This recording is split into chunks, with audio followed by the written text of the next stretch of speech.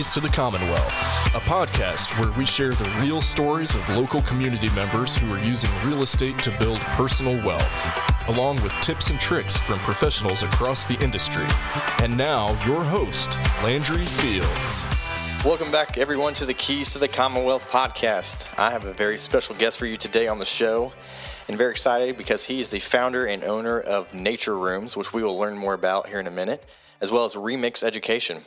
He's been a real estate investor for 18 years.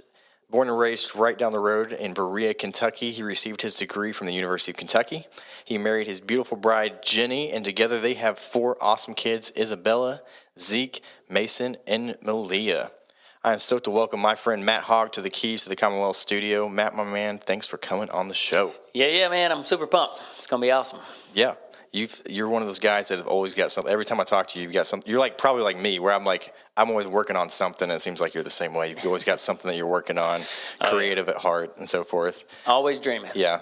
And just real quick, as far as Remix Education, I just wanted to point that out, what that is. Would you explain what that is real quick? We're not going to talk in depth about it, but it's a cool, awesome Yeah, so Remix is really just a huge passion project for me. Yeah. So the last 13 years, my wife and I, we've gone into schools and churches, and I was a former mascot for the University of Kentucky. That's right. As well as a mascot in the NBA for a couple of years for the Wizards. And I don't think I know about the NBA. yeah, it was a crazy time, fun times. I once donned the scratch costume for a football game. Nice. That's an about experience. Because I lived with all those guys that were scratch back at that point. But that's awesome. But yeah, so we do that. We take a lot of fun and mascot character and a bunch of games, and then mix a positive message to try to help kids be their best. Nice. Love it, especially in today's world and society with kids and so forth. So important. Switching back to real estate here, hop back in the DeLorean and tell me, what got you into real estate? How'd you get there? Right, so with real estate, it's really just been in the family my entire life, starting with my grandma and grandpa. I feel like, were the beginners of it all, and that transferred down to my uncle and my dad, and just kind of always grew up with my dad having rental property and having to go and help him on rehabs and different things like that. So it's always been in the back of my mind of like, hey, we should probably need to get into this. So it was more or less second nature, just a matter of when, not if kind of scenario. Yeah, exactly. Okay. First investment property you had, what was that? How'd you get that? First investment property was really just a huge blessing, huge hookup with my grandma. Yeah. And, I was a sophomore in college, and she's like, hey, you need to buy this house. And I'm like, what? I don't have any money. And she's like, oh, I got you. Just make payments to me. And I'm like, okay, sure. Yeah, whatever you say. That sounds awesome. So it was just one of those situations where it worked out really well. I was able to get a couple of roommates that were making the payment for me, and she really just did it all and just held my hand through it all. And I'm sure now, looking back, I mean, you probably didn't realize the gravity of how probably big that was at the time. Oh, it was. I mean, you probably thought it was big, but I'm sure as an adult now, in some ways, you're like, man, that was so huge. Yeah, I mean, shout out to all the grandmas out there that are awesome. Real. So much I feel like is owed to my grandma. Because that was really just the beginning of her helping us out, and since then, to be honest, she's blessed us with 3 other properties where she's just like, hey, I'm gonna unload these. I want to bless you guys and your family. So, and that's such a cool part about real estate, right? I mean, the longevity, the further generations, way that it can impact that. Yeah, just the generational impact of it's literally life changing. That the fact that she's giving us these properties and even helps us make deals, and she's been the one person throughout my whole life where it's like, hey, as far as some financial wisdom, what do you think's what's the best way to go? And she's like, listen up. And I'm sure she doesn't have a business degree. It's just the fact that you can learn this stuff from, if you just set your mind to it, just dig into it, learn it. You don't have to know it right away, and ask questions too, right? Right, exactly. That's awesome. So obviously, I know how you financed that deal. So talk more about what was kind of the next deal then. What was that next step as far as rental properties then? So let's see. So yeah, obviously that one was really sweet. Then the next one was probably years and years later, and I think it ended up being a deal where I had paid off that house over those 10 years with just different friends and family living there, and so I was able to do a cash out refi and purchase the next property in cash. Wow. So that's cool. Nice. Yeah, it's a little harder to get in the game these days, obviously, in some respects. The cash on cash return or the rate of return is definitely being squeezed in some respects. But yeah, and I think that actually that might sound like it's big. Oh, he paid in cash, but it was literally a house that was $20,000. Oh, when it was purchased? Yeah. Yeah. So. But that's a note to real estate, right? I mean, like, it really doesn't ever really go down, and I mean, sure in some areas, or it might plateau or take some dips, but right. But like now, that house is probably worth $100. So yeah, so it's kind of amazing how it all works out. And so you were doing stuff like the mascot stuff during this time at the same time, or is this kind of after you were done with all that? No. So that was we started Remix back in 2008. Yeah, and so it was just like. Real estate was always just kind of like the side thing of just like, hey, if we can raise some capital, build up the capital, whatever, and then whenever we find a deal, I'm such a deal guy. Like I can't pay retail for anything. So I mean, but being patient can go a long way in this.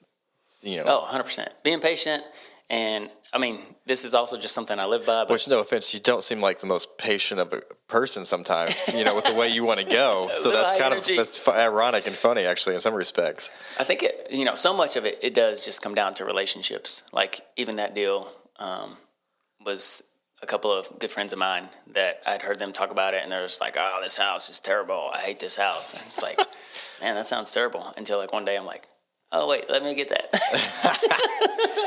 And that's what it looks like. I mean, a lot of times real estate, some of the best options out there end up being ones that people don't see the bigger picture or pass on it because and then somebody comes along and says, hey, no, I see something different that no one else sees in that respect, which I think we're gonna talk about that here in a second in some respects. But as far as your current portfolio, what is your kind of current portfolio right now as far as look like? So right now, let's see. I think we have 4 single-family homes. We have a 4-plex, a duplex. We own half of a cabin at the gorge. Okay. And then we also have a 25-acre farm out there at the gorge that we're hoping to develop and do some really cool things. Before we get to that, what's kind of the biggest difference? Obviously, and then you got short-term rental, right? Yeah. So one of those single-family homes in Lexington, we did just convert to Airbnb. So you've kind of got a gambit of different things there, which is I find interesting. And so talk to me about the differences or, why you didn't just kind of – a lot of people will take one path and they'll just keep on that path, right, as far as the way their portfolio looks and so forth. What was your decision in that, or what have been the differences or things in that nature as far as the different types of rental between fourplex or single-family or short-term rental? Yeah, so I think for me, like one of the things that I love is just like having options. And I think, even though I've been in real estate, I guess, for 18 years, it's still, I feel like, is more recent in the last 5, 6, 7 years that I've really started to like make my own decisions with it and things like that. But yeah, and my stuff, even like my long-term real estate, like I said, I have that one $20,000 property, and then I have like kind of a range. Like there's a $70,000, there's $100,000, there's a 200. It's a range of all these different things to just try to. I guess I still consider myself a kind of a new to real estate investor type person, to where I want to have all these different things and kind of see which ones are going to work well, and then in the next few years be like, all right, let's go hard on this. Sure. So a lot of people are like, I'm going to diversify different income streams. You're kind of basically diversifying the investment side of things, which is kind of nice. I mean, especially COVID showed us that you can never count on one thing to just always be there. So switching gears back to the farm in the gorge. So you own how many acres? Well, that's a different story, I guess. Yeah, we'll have to grab coffee and tell you guys the details of that one. But, get your properties surveyed. Yes. And even when they're surveyed, that doesn't apparently mean anything sometimes. Oh, man. Right? I don't know what's going on. But, so you've got a farm, I guess, of some acreage down in the gorge. And I guess you kind of stumbled upon it when you were kind of working on getting this cabin that you've got currently, right?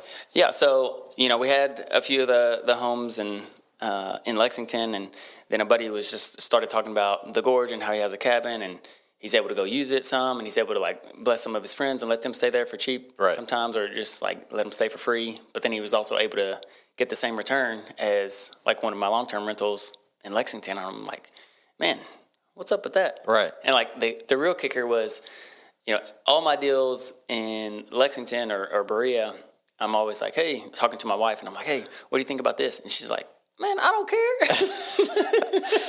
Like, she has no interest. But then as soon as I was like, hey, what about a cabin at the gorge? She's like, I'm in. I'm like, oh, son, let's go. Really? Okay. So I think she was really excited about just the fact that, with a more of a vacation type home, a short-term rental, you can make the investment, make some good money on it, but then also be able to use it a little bit. I think you would agree. The gorge was a highly undervalued, underrated area in a lot of ways for investment properties. The aspect of Airbnb and so forth, and traveling more to state parks or locally because of COVID has obviously drawn that. And I know there's potential development in a resort scenario down there. We'll have to kind of wait and see on that. But if that happens, obviously no one wants it to become Gatlinburg down there, right? But there's a lot there that could be offered, and definitely transitioned in a good way to a boom. We've already got a booming tourism economy in some respects with the bourbon side of things, but the Eastern Kentucky mountains there. There's a lot that can go there. There's a lot. There's so much to offer. It's such an amazing place, so beautiful, and like the people around there are just like some of the best people ever. Right. So it's so close too. Right. We always kind of forget that how close it is really, and it really is so close. Yeah, 1 hour away, and you've got some. I think it's world-class climbing, and that's what they talk about a lot out there. But not just the climbing, you got the hikes, you got waterfalls, lakes, all that stuff. So the farm. So we got the farm. You obviously didn't buy it just to have it as a farm. I think you had some other ideas to use with it, right? So what's the plan? Funny enough, my buddy started telling me about the cabins, and I was like, all right, sweet, let's find a cabin. But nothing was very cool. It's just a lot of old, these are normal cabins, and even now you can't even find the old cabins to buy. It's like super hot market over there. And just couldn't find anything, so I just started talking to people. And so you had already acquired the land? No. Okay. I was looking for a cabin on an acre. Right. But then nothing was available that I thought was great. Okay. And so then it's like, all right, let's look at this from a different angle. Maybe we could find some land. And then that's how we found the land that we found. It's 25 acres, waterfalls, caves, huge rock face cliffs. There's a stream along the bottom of it. It's amazing. Really? So yeah, we're super pumped about it. That's what we are ultimately going to be calling Nature Rooms, which is going to be a series of geodesic domes, tree houses, cabins. We're even going to explore, like I said, I'm an options guy, so we're even going to maybe be doing some bell tents and some wagon tent type structures, just getting super creative with a lot of different things. So short-term rental side, diversifying, obviously, what's there. There's a in the short-term market, obviously, there can be ones that do well out of necessity because of location, right? There's nothing to really draw. They're just obviously convenience for people. But then a place like the Gorge or some of these other areas, you can do quite well with what you're talking about with the Geodomes, a wagon. I know that sounds strange. Go look it up on Airbnb. They do unbelievably well for some reason. But the idea of creating something that is unique or has its own draw to it outside of just the location it's at like that. Talk to me a little bit about that as far as it's unbelievable sometimes the difference that the nightly rates can be between something like that versus just a normal, right. And I think we live in the Instagram world where everybody wants to be able to take a picture in front of something cool. I think it's also just with more younger people coming up and maybe having access to a little bit more money these days, they aren't just looking for a place to stay; they're looking for an experience. So, and I think that's a test to at least our generation and the one after us for sure, right? As far as definitely more of an experience-based generation culture. Right. They want to experience it. They want to feel something. They don't want to. Not many are just looking for a place to lay their head at night. It's man, what else comes with this? They're looking for those extra benefits, and so that's why we're hoping to do super unique, super interesting. Different things like that. So I think from one of our other conversations, you said the Geodomes are going to be platformed pretty high up in the air. Is that right? Right. So, I mean, obviously when you're building unique and creative things, like there's thousands on thousands of decisions to be made. So it's like, hey, we could put this on the ground or we could put it 10, 12 feet up in the air. Let's do it. Let's do that. So, that's awesome. It's been a wild ride, but it's going to be cool. But you're definitely one of those people that are like, you know what, let's figure this out. Let's just go away from the norm. Everyone's going left. Let's take a right-hand turn here and kind of see where we're at and go for it and you know, just jump all in kind of scenario. And I feel like that's maybe that's some of the rubbing off of being a mascot for the last 20 years is this like I made this completely random business of getting in a costume and entertaining and educating kids and encouraging them. That's been what I've done for the last many years. And probably so many people were like, but what are you going to do for a real job? Like, no, this is what I'm doing. Like, I just want to have fun. I want to create experiences for people. And now it's just like transferring that and being like, man, as I look at so many other friends, so many other parents and just people around me, it's like, man, we need to create the space for families to connect.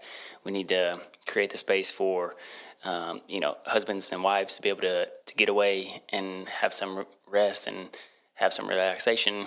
Or if you're like me, to like get some of that, but also let's do something crazy while we're away. And I think the Gorge offers so many of those things with the rock climbing, the mountain biking, the four-wheeling, all those things. Yeah, I'm excited for the future of that area for sure. I grew up in a short period of time in Stanton, Kentucky there in Powell County, and can remember hikes to the top of the bridge as a kid over and over and still go down there. But yeah, I'm excited to see what's going to happen. I hope, we obviously good ways as far as development. I mean, speak to that a little bit because the downfall is you think, let's just go get involved in real estate in the Gorge. But talk to me a little bit about how that is vastly different than trying to do something anywhere else in Kentucky half the time. Yeah, so it's definitely a different situation over there. If you can find somebody that shows up when they say they're going to show up and they do what they say they're going to do, then it's like, oh my goodness, you actually did it. This is awesome. They move at their own pace in a lot of time. They move at their own pace, but again, we've found some great people. We're working with some great guys out there. Yeah. They are, but when you find a great guy, a lot of times they're being pulled in lots of different directions. So it's just kind of that give and take of, man, I want to be all in with you. I understand you've got these other commitments, but that's supposed to push the project a lot of patience. Forward. Trying to be patient. What's one of the craziest things that you've seen or have happened? Tenant, property, everybody investing always has a story. Is there one that sticks out to you? Oh man, there was one time a renter, they texted me and they said, hey, we need to get a plumber over here. The toilet is stopped up. And when I was trying to plunge the toilet, a rat crawled up out of the toilet. It scratched me and then it jumped back down in the toilet and ran away. And I was like, excuse me? That's crazy if that happened, but I don't know if that happened. Yeah. So, did any of that happen? Was the toilet, I assume, was stopped up? The toilet was clogged up. Okay. Sure. And they were just trying to make it like, it wasn't anything I did, or trying to... I don't know. Maybe they were just trying to create some urgency to get us over there. But that was wild. Like, what the heck? We've got some Navy SEAL rats there in the toilet there. Yeah. Oh, my gosh. So what are some of the best things that you kind of learned in real estate, or if you were sitting down with coffee, somebody's wanting to get into it, using to build wealth? I use the word wealth in the different scenarios of like, not just money, but a lot of times it might be for more like time or flexibility or rest or relaxation or your family type of thing. So, Right. So, I think like my whole goal with real estate is like trying to create more of that passive lifestyle. I feel like so many of us, just me, I'll just talk personally. It's like I'm just hurrying through life and I'm just like busy. And I gotta go. I love what we've created with Remix and being able to be the guy on stage and be able to create these super fun moments and be able to speak truth into so many people. But like so often I'm having to leave my family to go do that. And Right. I think that, over these last 2 years, being at home with the family more has just like brought the obvious, like it wasn't obvious before of like, hey, you need to be home more. Yeah. And now it's just like blatantly in my face of like, hey, we need you here. And, your wife, your kids, Yeah. that's going to be, they're going to be with you the rest of your life. And so like, let's stop focusing on money as much and let's try to really focus on loving the people that we should love the most. Yeah. Which is what we try to do here at my agency. Our motto is loving people through insurance. As corny as that sounds, Yeah. Trying to find ways we can impact people. And if we can just focus on that, obviously, I think the returns will come for sure. Just not necessarily in a dollar sign scenario, but right. And I think that real estate does just do a great job of being able to start to create some of that passive income. Hopefully not only are you cash flowing on a month-to-month basis, but you're also building that equity that then you can pull out to create more wealth and hopefully allow that time for us to get our time back to go do the more important things. Switching gears here a little bit, any professional, personal goals that you're kind of working on for this new year? So this year currently on the farm we have 0 structures, 0 rentable things, but we are hoping to have 5 structures up by the end of the year. Okay.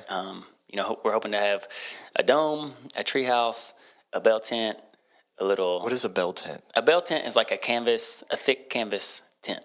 So it should crush in spring, summer, and fall, but not going to be a good situation for the winter. I tried to camp with my kids, and that didn't go so hot. So some of them are going to be more true, kind of like glamping kind of scenarios. More like that's a the glamping word. thing. Like that's huge. Whereas like the domes might have like or some of them might have treehouse might have a bathroom actually running water. Right. Yeah. So we're obviously there are some tree houses at the gorge already that are doing really well, but they're more composting toilets. Like, hey, here's a 5-gallon jug of water to carry up with you. And there's outhouse or whatever. But we are definitely trying to be a little bit more luxury as far as the dome, as far as the tree house. We're going to be kitchen, bathroom, shower, probably hot tubs, like really trying to create that exceptional experience. When you're not doing real estate or talking to kids at schools and so forth, what are your unique hobbies or skills that you like to do? Man, I am an adventurer. I love to just go snowboarding, go wakeboarding, go to the lake, go to the mountains, anything fun, but I need to have somebody there with me.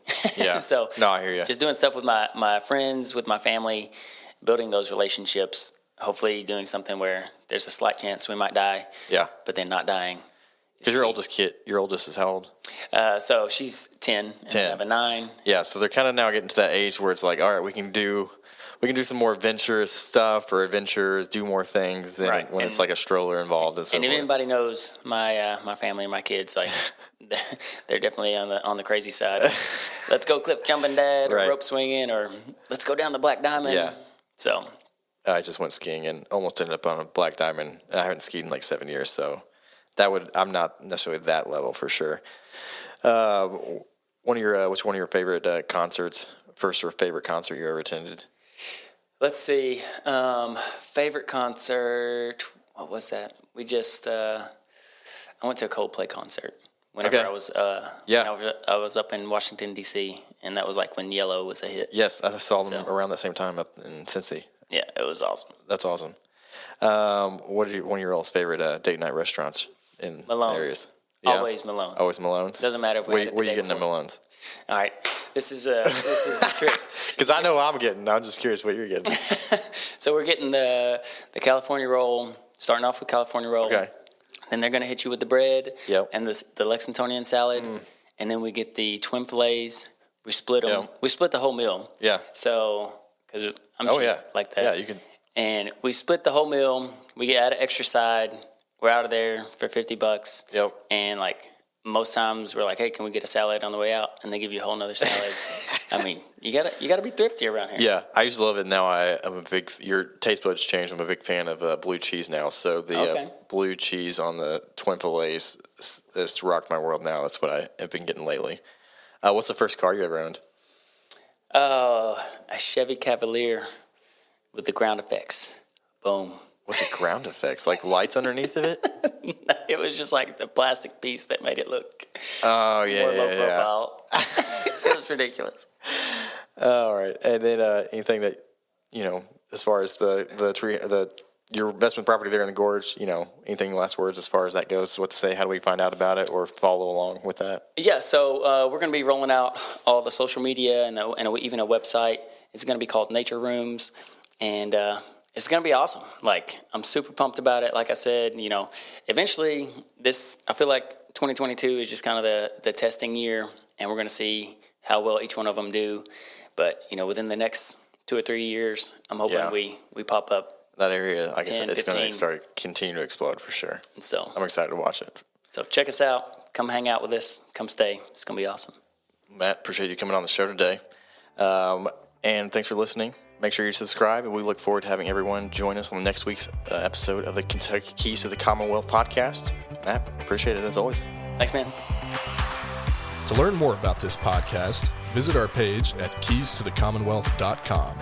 To connect with Landry regarding insuring your investment portfolio, email Landry at novainsuranceGroup.com or call 859-687-2004.